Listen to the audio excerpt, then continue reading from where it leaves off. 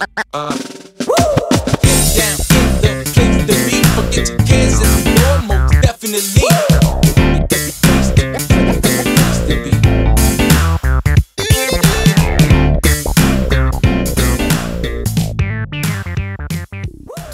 Hi and welcome back to my film and TV channel. You all stay safe and well. Another So Far So. When I have a look at something that's showing weekly or a couple of episodes every week, something I can't binge watch, a TV series. We're going on to Apple TV Plus today for this one. And yeah, this one started really well, but didn't last the 4 episodes. It's a 7 episode series, so I've watched over half now. And this is Lady in the Lake. And it's a limited series drama based on the novel of the same name by Laura Lippman. So if you've read that, let me know what the book's like, guys. 4 episodes watched. This premiered on Apple TV Plus on the 19th of July with the first 2 episodes. And it's on weekly now to the 23rd of August. So I've watched the first 4 now after, I think the last one I watched was the 1st of August.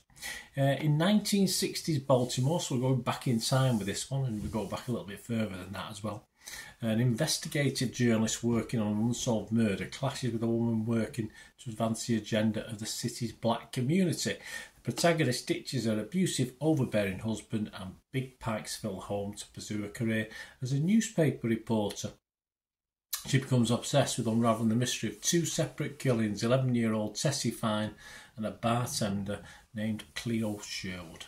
So that's what it's about. Sounds good. Yeah, sounds good indeed. Please, before we have a look who's in this and I tell you my thoughts on this and other people's thoughts, if you are new to the channel, please push that subscribe button, push the bell notifications. Everything film and TV, series reviews like this, film reviews, information vlogs, lots of different things. It'd be great to have you on board. We do have memberships at the moment, mainly aimed at the football side, but if you do help and support the channel, 99p a month, you will get early access to all my reviews and information vlogs that come out. So that'll be much appreciated. And if you do look through the channel, you'll see stuff on my football team, Manchester City, as well. So if you're interested in football or Manchester City, have a look at that. Or if you know someone who might be, give them a kick in my direction. I'll be very, very grateful. We'll have a look at my socials later. Let's talk about this film now before we carry on. This stars Natalie Portman as Maddie Schwartz, Moses Ingram as Cleo Sherwood, Ilan Noel as Ferdy Platt, Mikey Madison as Judith Feinstein, Sean Ringgold as the Prophet, Brett Gelman as Milton, Wood Harris as Shell Gordon, and Noah Jupe as Seth, and a number of others. Yeah, there's some sort of minor roles that sort of and characters that sort of detract from the overall story for me. Individually, the episodes, this is how I rated them. Episode 1 I rated a 6, Episode 2 I rated a 6.5, Episode 3 just a 5.5, and by the time we got to Episode 4 I'm down to a 5. So yeah, it is up and down for me. Obviously it's on a downward slope at the moment. Generally, yeah, the 60s is a great starting point. Of course it is for any movie, no matter what the continent you're on, whether it's US or Britain, it doesn't matter. I mean, obviously that's my growing up time, the 60s, so it might be a bit more relevant to me. I love the the people modelling that they did in the stores windows in America, where they actually had real people in the windows, in the window displays. I wasn't aware of that particularly, so I did quite like that, or I might have known and forgot about it. But that impressed me at the start of this series. There's a regular switch over between 2 main characters, and it was just a little bit too often for me. But we didn't spend enough time with either of them for me. I was getting a bit. I just didn't like it too much. I wouldn't have minded a little bit longer with them before the switch, but it did maintain the timeline perhaps better because of this.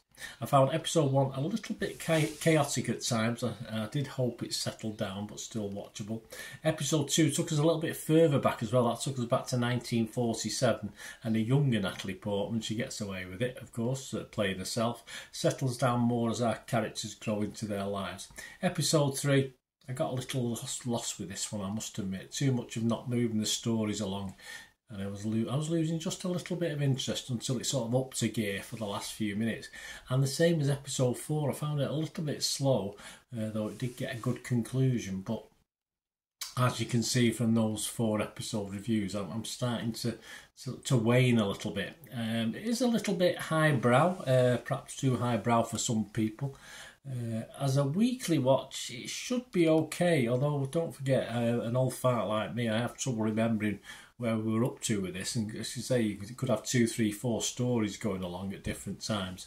I did get a bit lost remembering what had happened up to 7 days ago, so this could have been something I might prefer to binge watch as opposed to watch weekly, because I watch a lot of stuff in between as well. That's what I say, it's not just to watch this series and no other TV, I watch a hell of a lot of TV, so I do tend to lose track at my old age.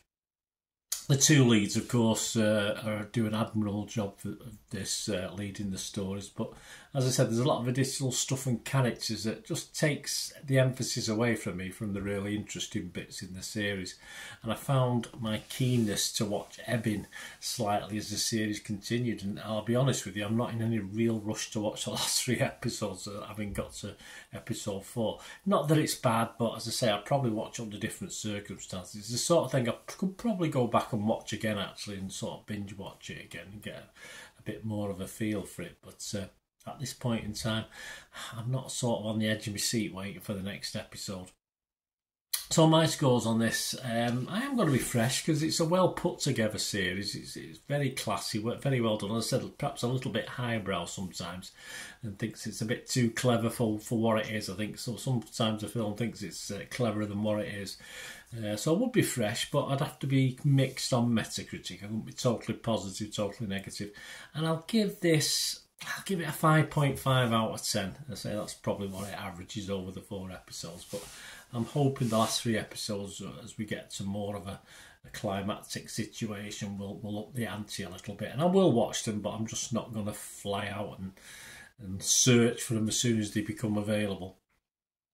Other scores, yeah, what are other people thinking? Well, Rotten Tomatoes like it, 6.9 out of 10, 44 fresh, 14 rotten. This is at the 3rd of August 2024.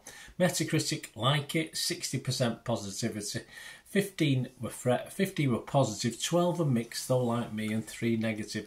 Empire Magazine's Kelechi Olo, he liked it. He gave it 80 out of 100. He said with superb performances from Natalie Portman and Moses Ingram, yeah, don't deny that at all, and dreamy direction, yeah, felt like, yes, well put together. Lady in Lake is a beguiling, if heavily stylised watch. So yeah, so a few little ifs and whys. Rotten Tomatoes audience, they like it, 74% positivity, but not as convinced. Internet Movie Database, over 1,700 scores and reviews. And this is averaging at the moment, and I think it'll probably hover around this, 5.9 out of 10. So, as I say, it's lots of potential the first 2 episodes, but I've been a bit down on it for the last couple of episodes, although there's still good bits in it, of course. So there you go, guys. Let me know what you think if you're watching this or you've watched it. Of course, some of the critics have got to watch all the episodes. As I say, there's only another 3 to go anyway. But yeah, I'm not overly convinced with this one. Nicely put together, but it's just perhaps lacking a little bit. Or not lacking, just putting too much in that's unnecessary for me. There you go, guys. Please, as I said before, we do have sponsors for the channel now. Piat6505 are currently friends and sponsors of the channel. They have an eBay shop. If you like movie posters or if you like DVDs, they have a selection up to about 600 at the moment. That's being added to all the time. And it's posters are from the 1990s and the 2000s. There's some in the background there. Just make great gifts or treat yourself. You can buy the posters and put them in a frame. They make some great gifts, especially the actors of those eras as well, actors and popular films of the 90s and 2000s. So get along to the shop, copy and paste the description in the link below, or just search for Piat6505. And if you do fancy anything on there, have a good look round and you order anything, excuse me, just mention my name. When you order, just send them a message and you'll get an automatic 10% refund as well. So my thanks to Piat6505, and yeah, fill your boots, guys. If you're interested in supporting the channel with the membership we've mentioned before, or supporting the channel through sponsorship, just contact me through one of my various socials that are up on screen and we can have a chat about that. More importantly, let's have a chat about this. Let me know what you thought of this film. Did you get a little bit not bored, but it got a little bit wearing for me. So let me know how you feel, what if you're watching this and what episode you're up to. Thanks for watching, guys. Until we meet again, I always ask one thing, don't I? Please stay safe, everyone. Bye for now.